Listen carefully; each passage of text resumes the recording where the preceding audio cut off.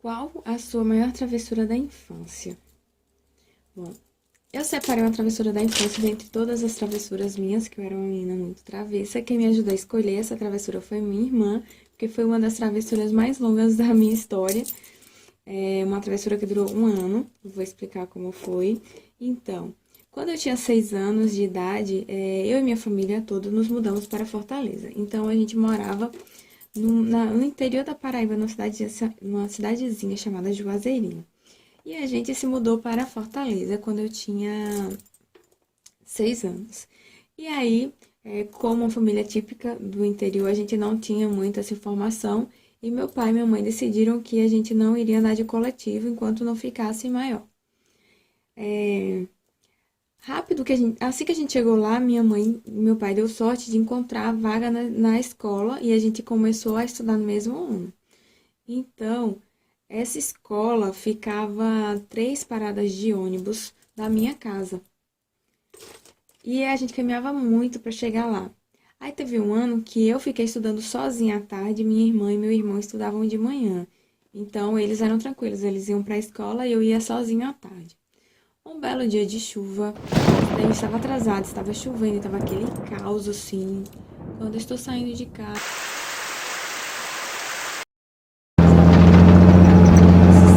assim, tchum, o ônibus para, a porta abre e ele me chama. Não, na verdade ele não me chamou, mas ficaria legal, assim, tipo, ele tava me chamando. E aí veio aquele diabinho aqui e disse: Vai, sai da chuva, pega esse ônibus, você já tá atrasado, vai chegar lá toda molhada no colégio, anda, não tem perigo nenhum. O anjo dizia: Seu pai e sua mãe disseram: Não vá, não desobedeça, é perigoso. Vocês não têm costume de andar em ônibus sozinho, seu pai e a mãe. Eu, como boa menina, não, eu não fui boa menina. E aí eu fui pelo que estava mais fácil para mim, fui pela sobrevivência, né? Fui pela questão da sobrevivência. Aí eu peguei, entrei no ônibus e beleza, saí da chuva, entrei rapidinho, cheguei na escola, bem na porta da escola, esse ônibus parava.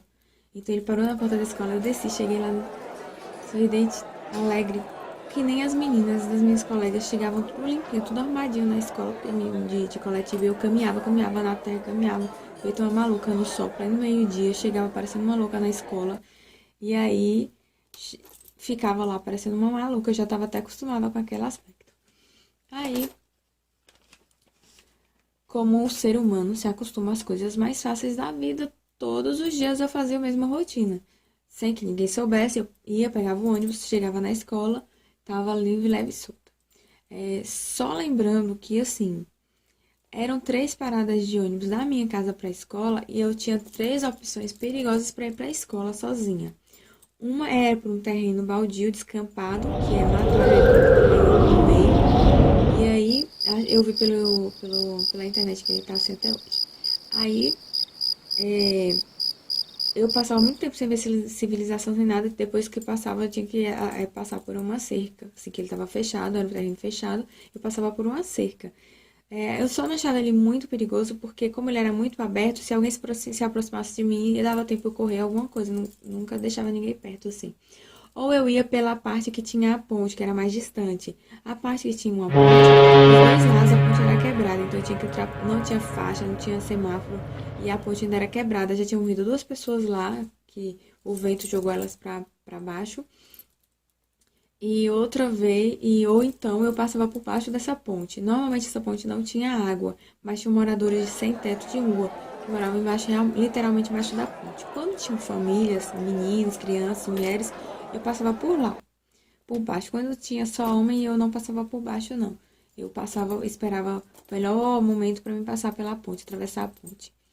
Então eram 3 caminhos perigosos. Sem questionar a autoridade dos meus pais, que fazendo escondido mesmo.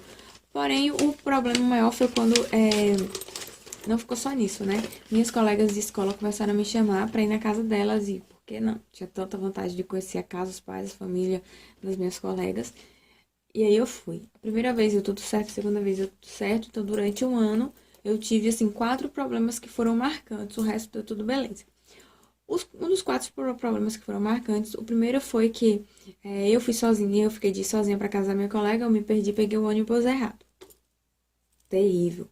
O segundo problema foi quando eu fui com uma colega e na metade do caminho o ônibus mudou aquela tarjinha e foi para a garagem. E aí ficava tanto distante da minha casa quanto distante da dela. A gente teve que voltar caminhando.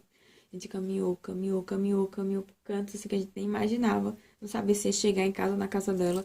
Foi um terror. E a terceira coisa estranhíssima foi assim, uma falciane, colega minha, disse que a casa dela era bem pertinho e ia comigo.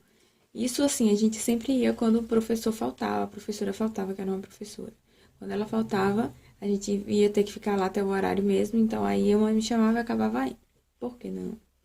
Aí, essa falciane me levou para um lugar e esse lugar não chegava. Meu menino, esse negócio tá demorando, que hora a gente vai chegar na tua casa? E não chegava.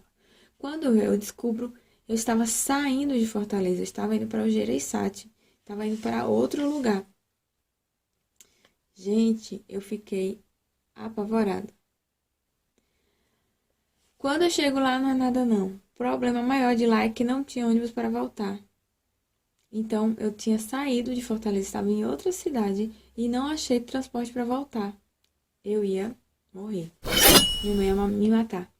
Porém, a gente procurou desesperadamente outro ponto de ônibus que tivesse ônibus que passasse por lá e aí eu consegui voltar. Foi, assim, a salvação. Eu também parei de falar com essa falciane.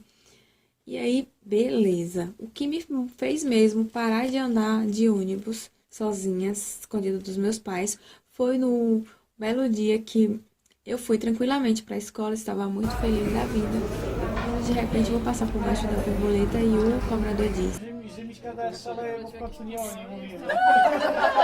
aonde você pensa que vai? Você não tem idade para passar. Eu como não tenho idade para passar ali? Eu era mais alta que a média das meninas da minha idade, então ele achava que eu não tinha a idade que eu tinha. Então ele não deixou eu passar. E eu não tinha documento para provar que eu tinha a idade de passar por baixo da borboleta, que no caso na época acho que eram 7 anos. Aí eu chorei, fiz aquele escândalo dentro do ônibus, até que um passageiro ficou com pena e pagou meu passagem. Eu desci na escola com a cara toda inchada de chorar e decidi desse dia não ir mais pegar ônibus sem meus pais saberem, aí eu tive que ir andando mesmo. Tranquila estava, depois de muito tempo que eu não fazia mais isso, que eu não andava de ônibus. Chega a minha irmã em casa e conta: mãe, a senhora não sabe quem é que estava andando de ônibus para lá e para cá aqui dentro de Fortaleza? Aí minha mãe disse: quem é essa pessoa? Sim, fulana. Estava andando esse tempo todo de ônibus escondido da gente, nem eu sabia. Minha mãe disse: eu não acredito numa coisa dessas. Esse é um castigo que tem que ser um castigo muito elaborado, muito doloroso. Vou esperar seu pai chegar, vou contar a ele vai resolver o que vai fazer com você. E eu fiquei aflita, esperando meu pai nesse dia, assim, eu queria que ele demorasse, que ele ficasse bem longe, meu Deus. Tomara que ele demore hoje, quando ele chegar eu já esteja dormindo para não receber o castigo. E aí ele chegou e minha mãe contou: ó, aconteceu tal e tal coisa, agora você toma as providências. E aí ele me chamou: vem aqui conversar. É verdade que você estava esse ano todo andando de ônibus para lá e para cá sem ninguém saber? É. Aí ele disse: e você nunca se perdeu, nunca aconteceu nada e tá aqui para contar a história? Eu. Aí ele disse: meus parabéns.